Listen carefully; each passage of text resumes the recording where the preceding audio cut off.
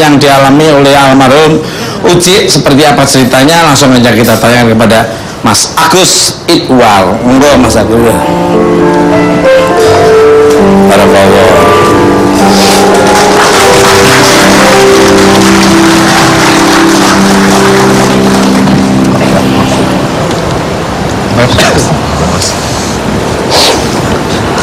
Tapi seneng ketemu majikannya ya.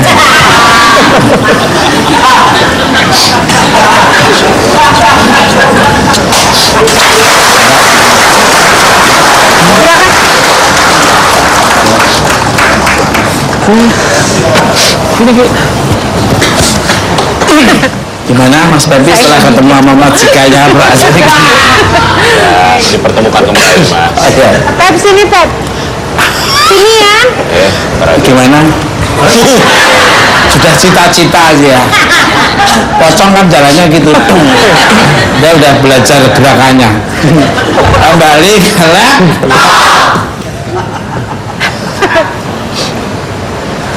Mohon maaf. Apa kabarnya nih Mas Agus Iqbal nih? Kabarnya ketika kecelakaan terjadi, Mas Agus ada di lokasi. Boleh diceritakan gimana kronologisnya nih? Ya. Jadi memang pada saat itu beliau naik motor 650 cc Mas. Saya diboncengin karena terus terang kalau touring itu saya yang paling merasa menderita. Saya sering bilang sama Uje, bos, bro, itu panggilan saya.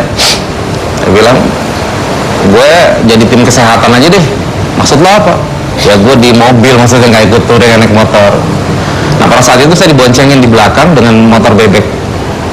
Orang mungkin bilang, Uje ngebut ya? Enggak. Seukuran motor besar, kecepatan itu wajar.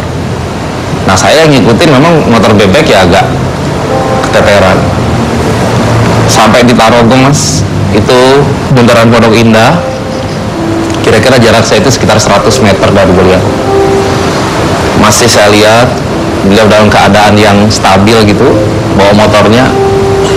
Pas belokan, tikungan, kemudian dari kejauhan itu tiba-tiba saya melihat oleng, langsung saya spontan saya bilang ya Allah.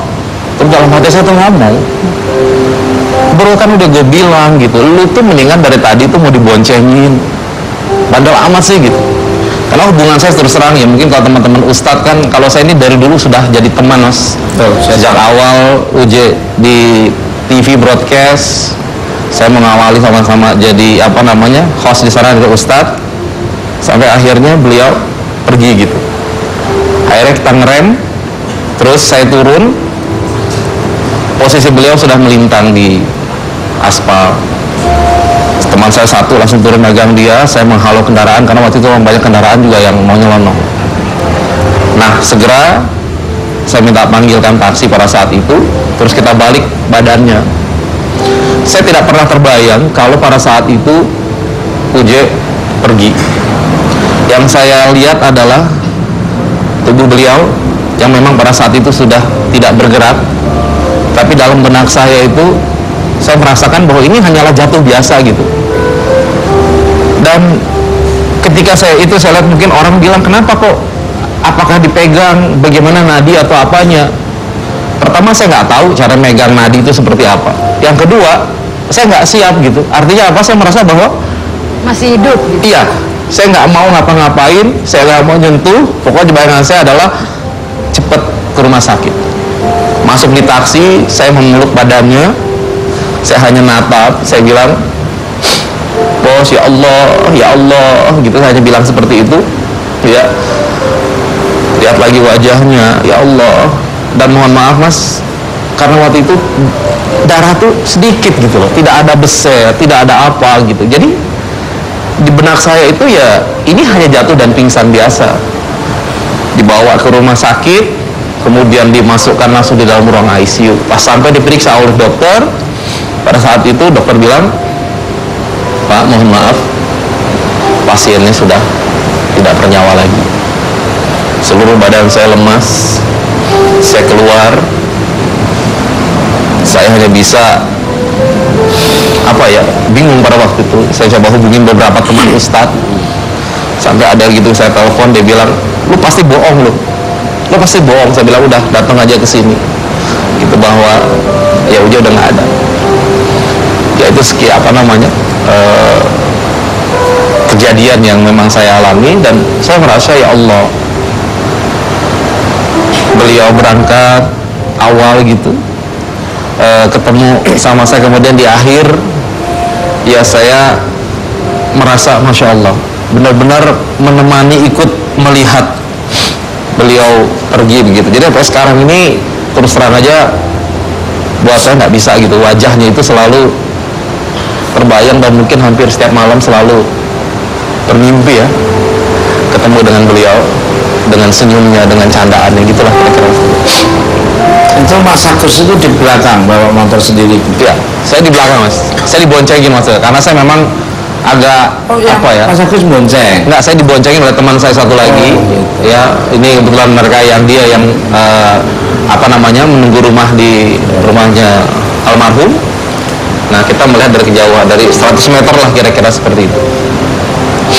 Ya, kita juga sama-sama berangkat dari Kemang juga gitu, habis ngobrol, ngopi gitu kan, dan bahkan waktu itu dia udah ngantuk, memang sempat ngantuk gitu, tapi badannya sehat gitu, badannya sehat sebenarnya.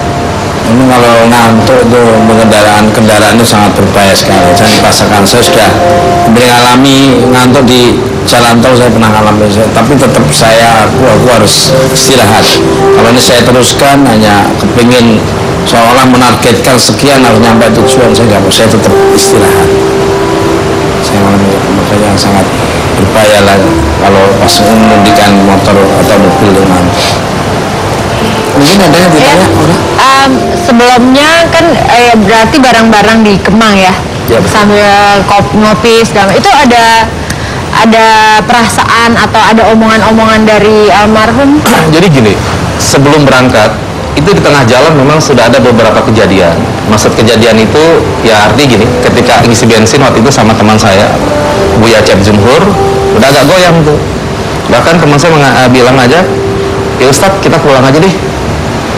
Ustadz bilang, nah kalau lu mau pulang aja sendiri sana katanya. Dia memang semangat itu, tekadnya kuat banget.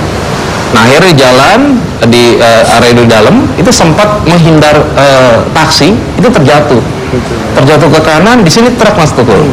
Dan ini ban truk ini, tangan itu ke sini nih, orang udah berteriak berhenti, akhirnya truknya berhenti gitu. Oh, berarti sudah ada tanda itu juga ya. Kemudian dia bangun dengan santai yang ngomong begini, alhamdulillah nggak apa-apa kan gua. Itu sebelum kejadian? Iya, Itu sebelum kejadian? sebelum kejadian. Nah, terus kita udah berapa kali bilang, ini teman saudara-saudaranya semuanya itu adalah orang yang sangat perhatian begitu. Tapi memang Ustadz ini nggak ada cerita namanya Ustadz itu dibonceng, itu nggak ada ceritanya. Dia semangatnya, gua sehat kok. Ya udah Ustadz lah, udah boncengan aja nggak mau. Ya tadi kondisinya begitu, nggak, dia bilang apa? Dia bilang, men, dia biasa gitu. Yakin aja deh, semua ini atas takdir Allah. Lihat dong, buktinya kan gue sehat-sehat aja. Lu jangan berpikir yang enggak. Lu jangan berpikir sesuatu yang akan terjadi apa. Positive thinking, man. Begitu dia masih bilang waktu sampai di Kemang itu. Masih kayak gitu? Iya, dia selalu ngasih semangat kayak gitu. Memang kalau bawa kendaraan atau mobil itu kerja semua, telinga, listening skill, eye skill, IQ skill, skill jalan itu melatih kita. Tapi kalau orang hanya duduk aja di belakang itu cuma ini makan di mana habis ini, pikirannya ya itu ini bawa mobil.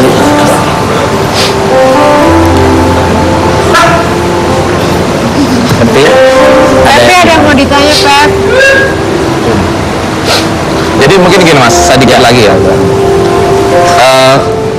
UJ ini melakukan sebuah perjalanan menjemput takdirnya. Mungkin bahasanya seperti itu. Malah dalam bayangan saya sebenarnya, ya, saya melihat ketika dia membawa motor itu, ya, ketika akan terjatuh, husnuzon saya, prasangka baik saya adalah bahwa Allah telah mencabut nyawanya dulu, baru dia terjatuh. Jadi bukan tabrakan, jatuh, tapi prasangka baik, ya, bahwa beliau pada saat itu nyawanya dicabut, terjatuh. Orang kalau nggak ada nyawanya gimana mau nyetir Mas? Mas Teguh kalau nggak percaya coba aja dulu. Jangan mas. Ini bangsa Indonesia dan dunia masih butuh Terus saya. satu lagi Mas Teguh. Ya. Waktu mau pulang dia kan pakai full face helm. Dia copot full face itu, knockdown kan dengan helm, seret sama PT dikasih ke saya, main pegangin. Jadi nggak full face gitu. Nah ini adalah sebuah apa ya tanda kejadian-kejadian yang akhirnya kalau kita tangkap bahwa UJ menjemput takdirnya dengan keindahan. Enggak celakaan. Ada kebetulan di sana juga Uja sempat berbuat perbuatan yang indah. Jadi dari kisah beberapa teman dekat kita, itu di malam itu dia menghargai wanita. Ya, sampai dia berkata, bila kalian wanita dihina, maka aku akan muliakan kalian. Bila kalian muliakan aku akan hinakan diriku. Dan dia sempat membela perempuan wanita-wanita ini dikarenakan sedang mencari rezeki. Sempat dia tegur ketika dihalau ke satu tempat, Uja langsung berkata, jangan halau mereka, mereka sedang mencari rezeki. Jadi itu beliau orang SPG rokok Mas datang ditanya sama Ustadz sisa berapa, ada 2 slot pada waktu itu. Begitu tawar ada security datang, apa kata Ustadz? Mas jangan diusir, mereka mungkin banyak orang yang melihat wanita seperti ini wanita yang tidak baik, padahal mereka kesini hanya untuk mencari rezeki, sementara banyak orang melihat gue ini orang baik ya, tapi gue belum tentu baik. Sampai kayak gitu. Dan dia kemudian ditanya, berapa mbak? 150.000. Boleh nggak saya bayar 500.000? Alhamdulillah, doakan ya mbak, mudah-mudahan saya selamat dunia akhirat. Didoakan. Dan dia sempat nyenggol, dia bilang, men, boleh nggak yang tadi gue hitung zakat gue deh katanya. Insya Allah Ustaz. Jadi sungguh perjalanan yang menurut saya ini suatu yang indah ya. di penghujung hidup. Perpisahan bukan dalam kaitannya kemudian kecelakaan seperti apa, dan wajahnya pun waktu itu saya lihat dengan senyuman dan masih bercanda gitu. Karena terus terang saya sama dia suka apa ya, bercanda-bercandaan gitu. Dan ada benak saya bilang, bro, lu nanti bakalan banyak orang ustadz-ustadz yang bakal ngegantiin sementara nih, karena jadwalnya kan bakalan banyak kosong karena beliau harus dirawat. Tapi pada saat itu Masya Allah, ya Allah berkehendak lain, dia menjemput seseorang yang bernama Ustadz Jeffrey Al-Bukhari. Dan kita melihat sambutan dari seluruh masyarakat di Indonesia. Dia tentu beliau tidak mau, dia itu paling tidak mau dihargai seperti itu mas. Ya. Dia tidak mau. Tetapi ternyata Allah mengagungkan. Makanya saya bilang dalam satu catatan, sebagaimana lu nolak juga, kalau Allah sudah mengagungkan lu, maka inilah buktinya. Semua masyarakat Indonesia subhanallah. Ya. Tuh 150 bayar 500. Kamu tukang cukur 13.000 dikasih 50. Minta kembali 45.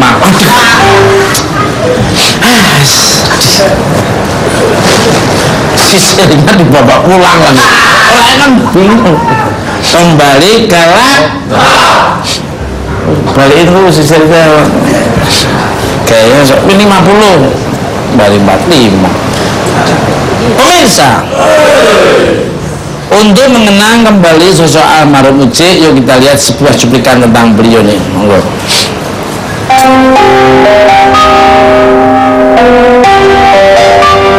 Ada ustadznya nanti tak awasi. Nah, dugemnya bener apa enggak kan gitu. Dugem yang bener itu duduk gemetar la ilaha illallah.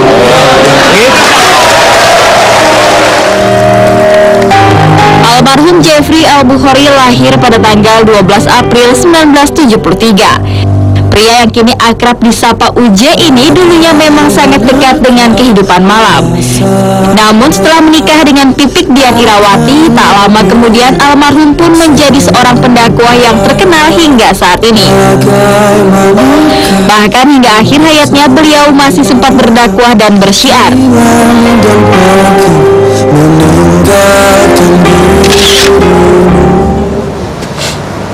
Pemirsa, bintang tamu saya selanjutnya ada seorang artis cantik yang sangat mengidolakan Ustadz Jeffy Al-Bukhari. Jadi jangan kemana-mana, tetap di Bukan Tak.